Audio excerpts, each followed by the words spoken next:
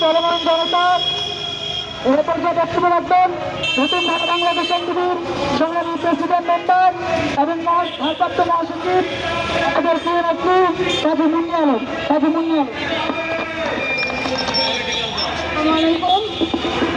বিজয় বাংলাদেশ, বিজয় নতুন ধারা। আপনাদের সবাইকে আমার শুভেচ্ছা। ভাইস চেয়ারম্যান মুমিন মেহেদী এবং আমাদের সহযোগিতা এবং সাংবাদিক ভাইদের আমার সালাম।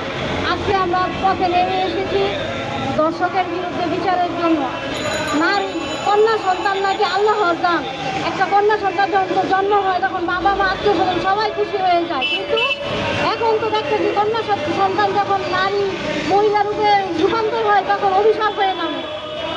ভবিষ্যতে তো কোনো বাপ মা অভিভাবক কেউ কন্যা সন্তান চাইবে না। তো আমাদের সরকার কাছে এবং ডক্টর ইউনূস স্যারের কাছে আমরা একটাই দাবি, দর্শকের বিচার দ্রুত চাই। আমরা রাস্তাঘাটে চলতে আজকে কাপড় পরেছি, নিজেকে অসম্মান লাগে। আমাদের সম্মানটা কোথায়? আমরা রাস্তাঘাটে মাদ্রাসায় মসজিদে কোথাও নিরাপদ না। তো আমরা বাংলাদেশের সরকারের কাছে চাই দর্শকের ফাঁসি হোক।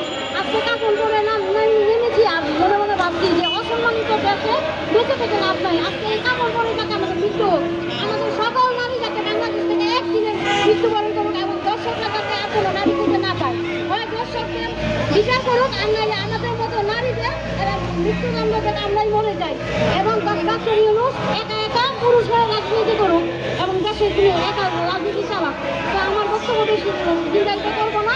আজকে হচ্ছে জুম্মার সময়, সবার সময়টা নষ্ট করতে চাই না। আমরা চাই আপনারাও স্লোগান দেন। আপনারা পুরুষেরা কিন্তু সবাই দোষী নয়, শুধু আজকে দর্শকদের জন্য আমার বাবাকে আমি বিশ্বাস করতে পারতেছি না।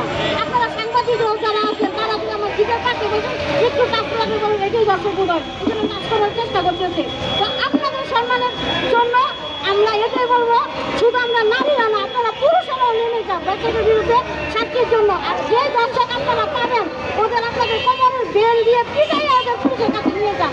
আপনারা বিচার চান, আমাদের কাছে হচ্ছে আপনারা বিচার চান। আপনার কাছে এটাই দাবি রাখবো। সকল সম্মানিত পুরুষদেরকে আমি সেলুট জানাচ্ছি, যারা এখনো সম্মান আছেন রাখবেন এবং আপনারা বিচার চাইবেন, বিচার করবেন। আমার